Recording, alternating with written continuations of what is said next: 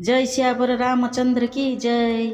आज हेउची पवित्र रामनवमी। कहीं केजाणी मन भल लगुनि भुवनेश्वर कथा भारी मन पड़ुछि। सेठी जदि थांती सकाळु सकाळु उठी बगीचार फूल तोली आनी मो ठाकुर को केते सुंदर भाव में सजई थांती। तापर भोग डाला नहीं पुओ को साथी धरी आमर राम मंदिर ठाकुर को दर्शन करने जाती।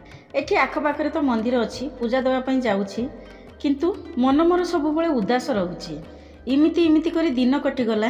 राति बेलू बहुत जोर से दूररू बाजा शुभिला। बालकनी को बाहरी जाई देखिली दूररू झांकी आसुची बोली धाईकिना छातरू ओह्लई गली। झांकी आगरे छिड़ा होई गली। दिन जाक प्रभुଙ୍କ कथा भाबुथिली बोधुए प्रभु सेइथिपाई अन्य को रूप में देले दर्शन।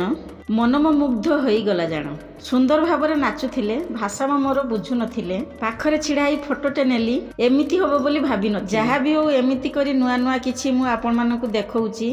कमेंट रे जय श्री राम लिखिदेव बोली कहू।